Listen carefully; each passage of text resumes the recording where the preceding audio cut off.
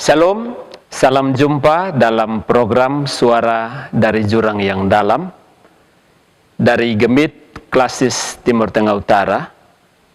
Firman Tuhan hari ini terbaca dari Surat Petrus yang pertama, pasalnya yang pertama, ayat 5 dan ayatnya yang ke-6.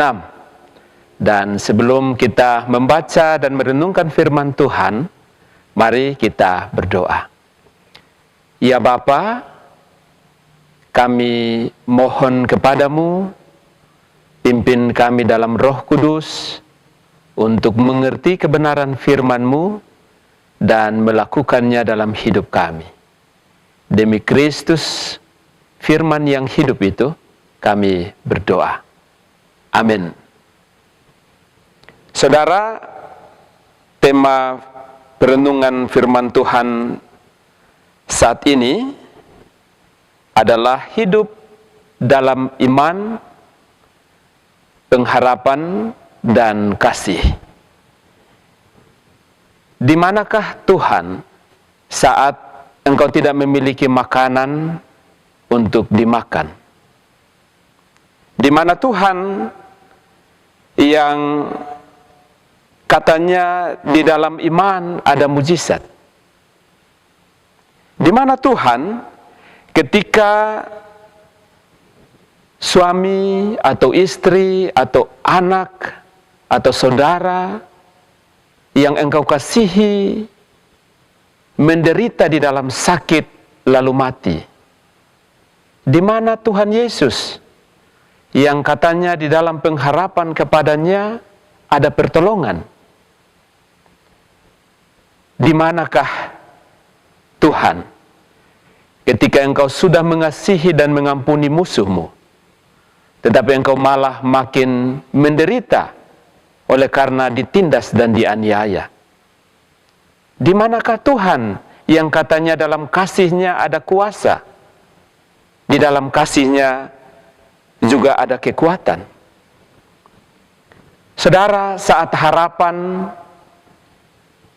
yang manis bertemu dengan kenyataan yang pahit, saat ekspektasi iman tidak sesuai dengan apa yang diharapkan, saat yang diharapkan adalah sukacita, namun yang datang adalah duka cita,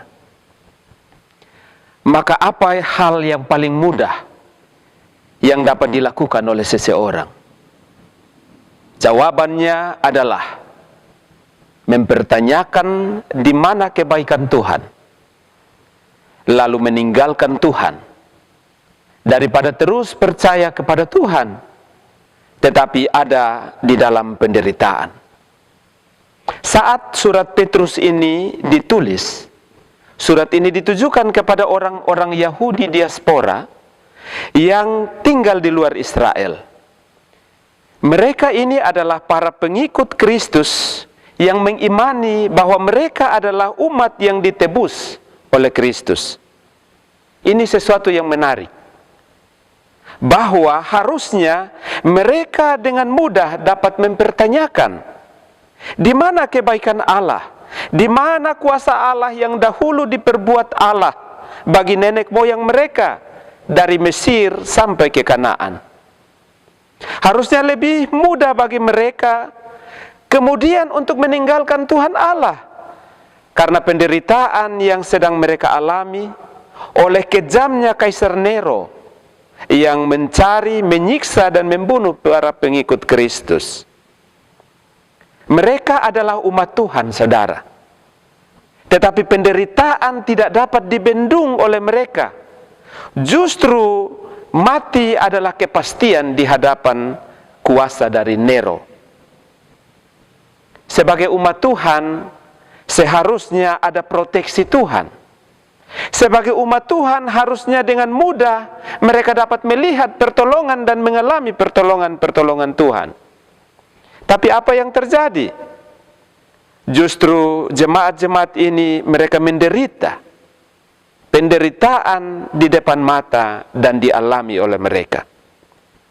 Sebagai seorang rasul, Petrus yang juga adalah orang Yahudi, harusnya dengan mudah mengajak untuk mempertanyakan kebaikan dan pertolongan Yesus yang bangkit.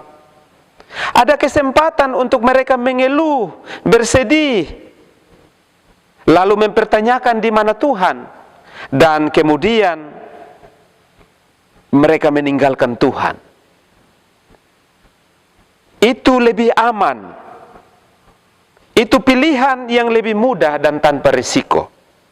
Mereka bisa selamat dari kejamnya pemerintahan Kaisar Nero. Tapi dari 1 Petrus pasal 1 ayatnya yang ke-5 dan 6 saya bacakan bagi kita. Yaitu kamu yang dipelihara dalam kekuatan Allah karena imanmu, sementara kamu menantikan keselamatan yang telah tersedia untuk dinyatakan pada zaman akhir.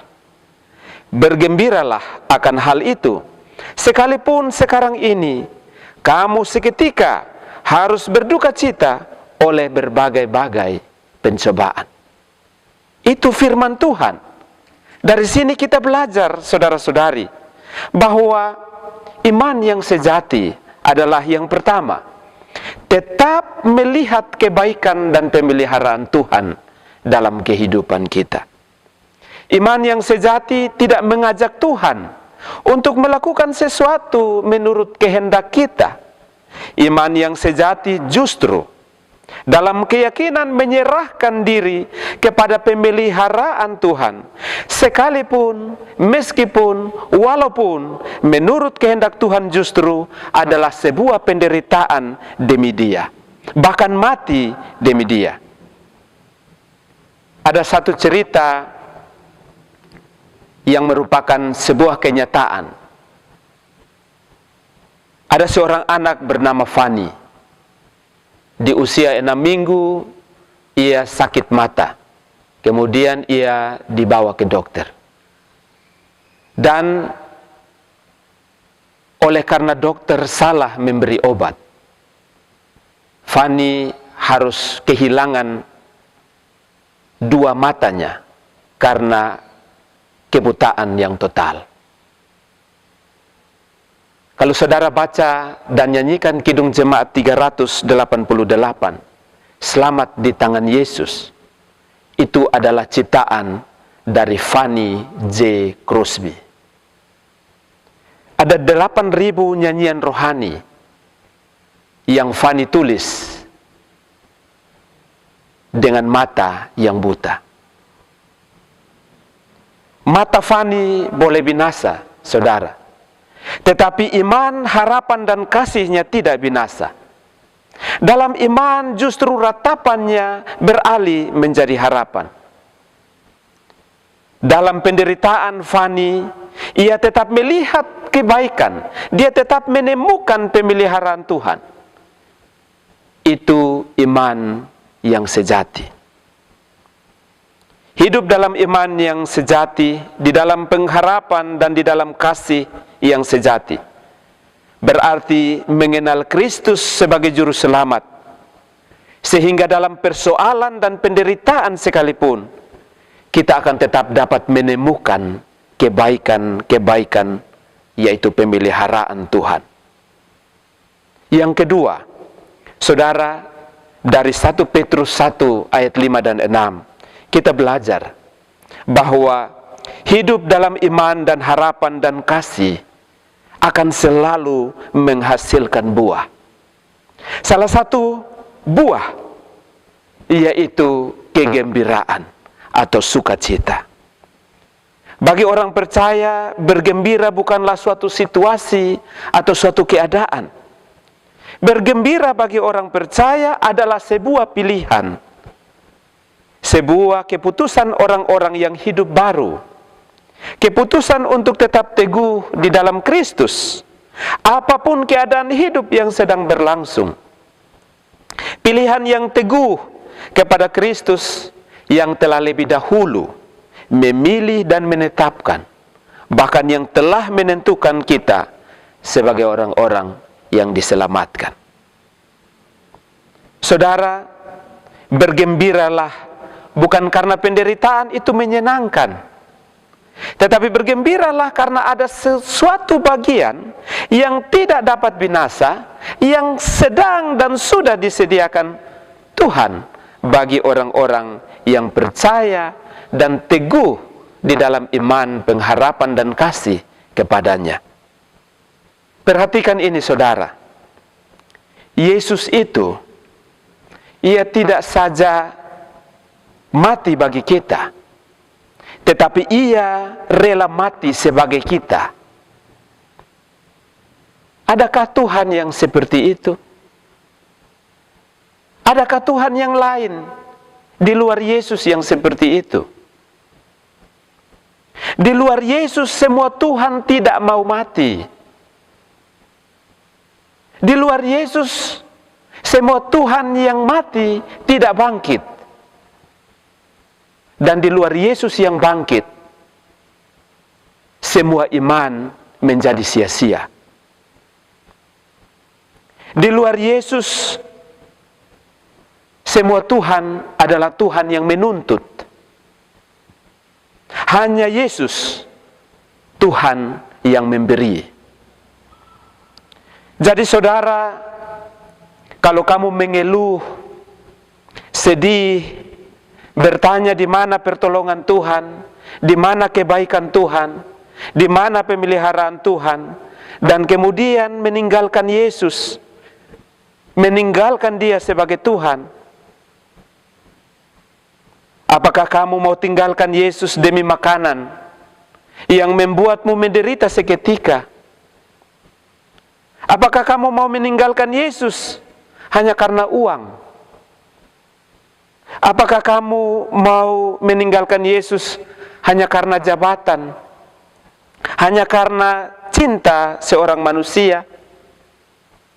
Apakah kamu mau menukar Yesus yang pasti menyelamatkan kamu hanya karena orang memusuhimu dan menindas kamu? Saya harus katakan maaf. Saudara, jika demikian, engkau hanya mengetahui tentang Yesus. Itu berarti engkau hanya beragama. Engkau tidak mengenal Dia sebagai Tuhan dan Juru Selamatmu. Bergembiralah. Oleh karena iman, harapan, dan kasihmu kepada Tuhan. Sebab sesungguhnya penderitaan yang Ia izinkan sampai hari ini hanya untuk satu tujuan, agar engkau semakin murni di hadapannya. Tuhan memberkati dan menolong saudara-saudariku. Iman yang sejati adalah tetap menemukan Tuhan, menemukan kebaikannya dalam seluruh kehidupan kita. Dan iman yang demikian selalu menghasilkan buah.